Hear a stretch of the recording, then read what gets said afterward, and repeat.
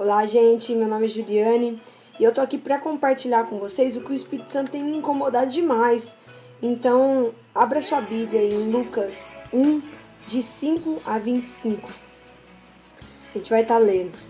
Durante o governo de Herodes, rei da Judéia, um sacerdote foi designado para servir ao grupo de Abias. Seu nome era Zacarias e sua mulher era descendente de Arão. O nome dela era Isabel. A casa vivia honestamente, sempre obedecendo de coração aos mandamentos.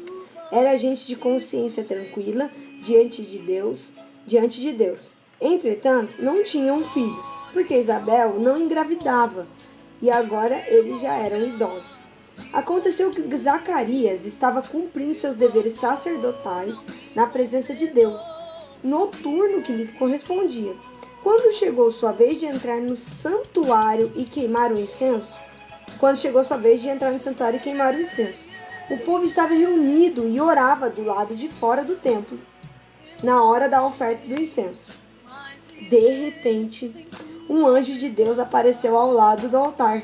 Zacarias ficou paralisado de medo, mas o anjo o tranquilizou. Não tenha medo, Zacarias. Sua oração foi ouvida. Isabel, sua esposa, terá um filho. O nome dele será João. Você irá comemorar e pular de alegria. Não apenas você, pois o nascimento dele irá alegrar muita gente. Ele será grande na presença de Deus. Ele não poderá beber vinho nem cerveja, mas será cheio do Espírito Santo. Desde o momento em que sair do ventre materno, ele conduzirá muitos filhos e filhas de Israel de volta para Deus. Cheio do poder como Elias, ele anunciará o reino de Deus e reacenderá o amor dos pais pelos filhos, despertando fé nos corações mais fechados. Ele preparará o povo de Deus. 18. Zacarias disse ao anjo: Não posso acreditar nisso. Já sou velho, a minha esposa também é uma mulher de idade. Mas o anjo respondeu: Sou Gabriel e vivo na presença de Deus. Fui enviado especialmente para trazer esta boa notícia. Mas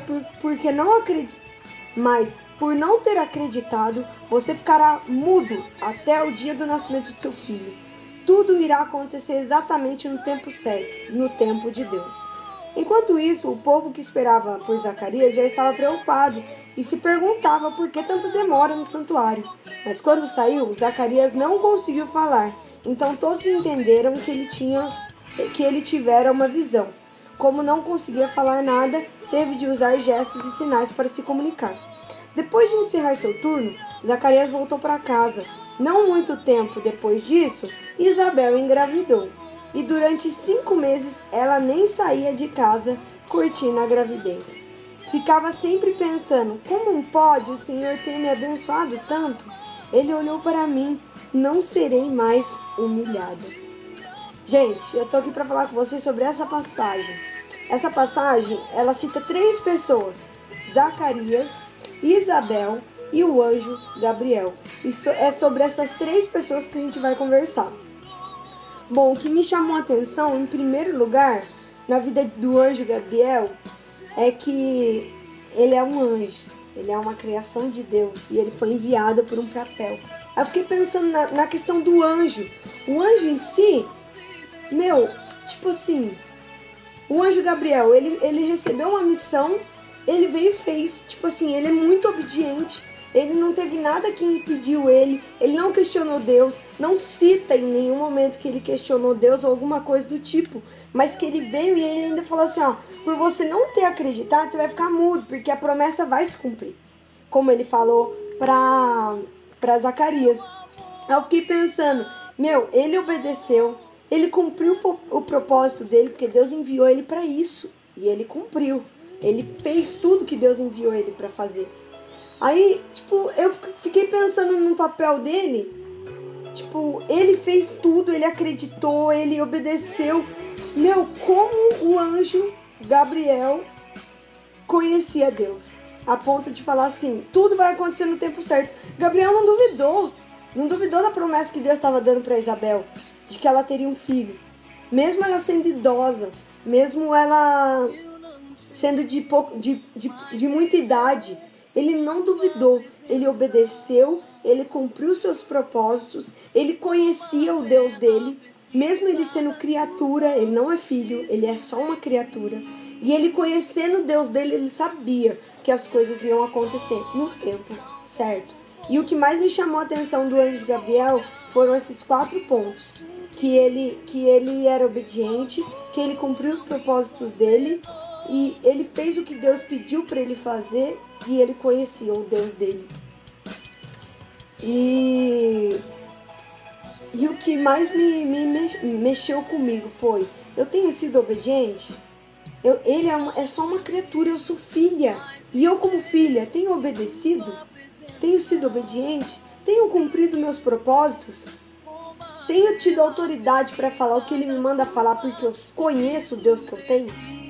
Como que você anda? Será que você tem se identificado com Gabriel ou com o contrário do que o anjo Gabriel nos deixou?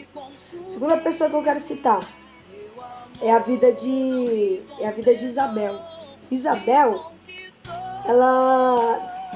depois que ela recebeu a promessa que ela ia ficar grávida, ela só foi grata. Ela só agradeceu a Deus. Ela não teve medo de será que essa criança vai nascer? Nossa, mas eu sou idosa, a gravidez não vai dar certo. São 9 meses, será que eu vou dar conta desses 9 meses? Ela não duvidou. Ela foi eternamente grata a Deus. Ela termina falando, como pode o Senhor ter me abençoado tanto? Ele olhou para mim, não serei mais humilhada. Naquela época, as mulheres que não tinham filhos eram muito humilhadas, porque a dignidade dela de mulher estava na questão de prover um herdeiro para a família. E aí ela vira e fala, como pode o Senhor me abençoar tanto? Ele olhou para mim, não serei mais humilhada. Porque dentro da idade dela, ela já tinha sofrido muita humilhação, porque como assim não deixou um herdeiro ainda para Zacarias? Mas mesmo assim, ela continuou tendo esperança que algo podia acontecer, e aí ela foi eternamente grata a Deus. Então o que mais me chamou a atenção na vida dela foi que ela o tempo todo agradeceu. Eu não vi uma palavra de Isabel murmurando ou se preocupando ou não confiando em quem tinha dado o filho para ela. Ela foi eternamente grata. E a minha pergunta para mim é, e eu? Tenho sido grata a Deus por tudo? Tenho sido grata a Deus por tudo que Ele me dá? Se Ele me dá, por exemplo, um carro, eu tenho sido grata a Ele? Como que eu faço para ser grata a Ele tendo um carro? Sabe? Eu fico pensando muito nisso, porque eu sou uma pessoa que eu gosto de ajudar as pessoas que precisam, nesse sentido. Muitas vezes eu já parei num ponto de ônibus onde eu vi uma velhinha, falei, pra onde você tá indo? Então entra que eu vou levar a senhora. Porque eu acredito da seguinte forma, se Deus me deu um carro, eu tenho que ser eternamente grata a Ele. E se Ele me deu um carro, por que eu não posso ajudar quem não tem? Se Ele me deu um carro, é porque Ele confia no meu coração e Ele sabe que Ele sabe o coração que Ele me deu e que tá nele, porque eu, Juliane, não sou capaz disso. Mas Ele confia no meu coração, confia que eu vou ouvir a voz dele para ajudar os seus. No final das contas, muitas vezes eu já descobri que a pessoa era evangélica, que a pessoa tinha Deus, ou tive a oportunidade de evangelizar. Mas assim, o que me pega mesmo nesse sentido é a questão de ser eternamente grata. Na minha cabeça eu penso, como que eu não vou ajudar alguém que está do meu lado? Se Deus me deu um carro, Ele me confiou que eu posso ajudar alguém. Ele me confiou que eu posso ajudar quem não tem. Como que está o seu coração? Será que você tem sido eternamente grato? Esse é um exemplo meu, mas e os seus? Quais são? Eu quero que você pense muito sobre isso. Então vamos lá. Primeiro que a gente citou, o anjo Gabriel. Obediente, cumpriu os propósitos dele, conhecia o Deus dele, mesmo sendo criatura. Segunda pessoa, Isabel. Isabel era eternamente grata em tudo. Na situação como um todo, ela foi eternamente grata. Ela nunca questionou, ela não teve medo da gravidez, ela não ficou preocupada com qualquer coisa, ela simplesmente foi grata a Deus. E o terceiro ponto que eu quero trazer para vocês, a terceira pessoa, Zacarias. A gente vai falar um pouquinho mais sobre ele. O que aconteceu com ele? Vamos ler lá. Versículo 13. Mas o anjo o tranquilizou. Não tenha medo, Zacarias. Sua oração foi ouvida. Isabel, sua esposa, terá um filho. E então, lá no versículo 18, Zacarias disse ao anjo: Como posso acreditar nisso? Já estou velho e minha esposa também é uma mulher de idade. Aí, vamos continuar. Versículo 19. Mas o anjo respondeu: Sou Gabriel e vivo na presença de Deus. Fui enviado especialmente para trazer essa boa notícia. Mas por não ter acreditado, você ficará mudo até o dia do nascimento de seu filho. Vamos pensar aqui. Qual que é a cena? O anjo Gabriel apareceu para Zacarias. Zacarias ficou assustado, normal. Pensa você, um anjo aparecendo na sua frente. Normal. Ficou assustado. O anjo tranquilizou ele. Não tenha medo, Zacarias. Sua mulher vai engravidar. E falou um monte de coisas. Que ele não podia, o que ele podia comer, o que ele não podia, como que ele seria, tudo mais. E aí o Zacarias duvidou. Falou, como pode isso acontecer? Eu já sou velha, minha esposa também é velha. Como que isso vai acontecer? Muitas vezes Deus ele nos dá missões que a gente fala, como pode isso acontecer? E o que mais me chamou a atenção da vida de Zacarias é que ele teve uma atitude incrédula logo de cara. Ele não acreditou nem um pouquinho, ele logo de cara já foi incrédulo. Como pode isso acontecer? Impossível. Impossível. E muitas vezes eu me vejo fazendo isso com Deus. Ah, não, isso aqui é impossível. Não, meu pai é impossível de mudar. Não, minha filha é impossível de mudar. Não, meu avô, impossível. Não, fulana é impossível de mudar, não tem como. Eu já cansei de orar por ela. Não, fulano aceitar Jesus, não, é impossível. Aquele ali não aceita. Aquele ali não vai. Quantas vezes nós somos os primeiros? A nossa primeira atitude é de incredulidade. Isso que mais me chamou a atenção na vida de Zacarias, porque muitas vezes eu me identifico com esse tipo de comportamento. E outra coisa que me chamou a atenção é que ele não duvidou, porque lendo um pouco mais pra frente, eu vi quando Maria ficou grávida, porque do verso 26 ao verso 38, traz como que o anjo chegou até Maria para avisá-la que ela ficaria grávida de Jesus. E Maria não questionou o que ia acontecer. Zacarias, ele questionou, como posso acreditar nisso? Impossível minha esposa engravidar. Agora Maria não. Maria acreditou sim que ela ia ficar grávida. Ela só duvidou de uma coisa. Que ela virou e falou assim, verso 34. Maria perguntou ao anjo, mas como se sou virgem? E o anjo respondeu, o Espírito Santo virá sobre você, o poder do Altíssimo o envolverá, o filho que você dará à luz será chamado Santo, Filho de Deus. Ela não perguntou assim, não, é impossível, isso não vai acontecer, é impossível acreditar nisso. Ela não perguntou isso. Ela só perguntou, mas como que isso vai acontecer? Porque acreditar que isso ia acontecer, ela já tinha acreditado. Ela só perguntou, mas como que isso vai acontecer se sou virgem? Ela duvidou do processo, ela teve dúvidas diante do processo. Zacarias não, Zacarias teve dúvida do fim. E isso é o que mais me chamou a atenção com relação a ele, que ele duvidou do poder de Deus, ele duvidou da ação de Deus, ele duvidou do que Deus tinha prometido para ele, que Deus tinha trazido através do anjo, sua esposa ficará grávida, você terá um herdeiro. E ele simplesmente duvidou. E o que mais me chamou a atenção nisso foi que ele duvidou de cara. E o que mais me marcou é o seguinte, duvidar do poder de Deus tem grandes consequências. E eu quero pensar com você sobre isso. No que na minha vida, no que na sua vida você tem duvidado de Deus? Será que um parente seu está enfermo e você tem duvidado do poder de Deus? Será que uma pessoa que não aceitou a Jesus, que você ama, você tem duvidado do poder de Deus? Você não acredita mais na transformação de pessoas que estão perto de você? No que você tem duvidado?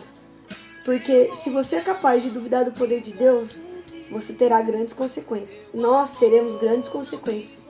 E o que mais me chamou a atenção é que duvidar do poder de Deus tem grandes consequências, sim.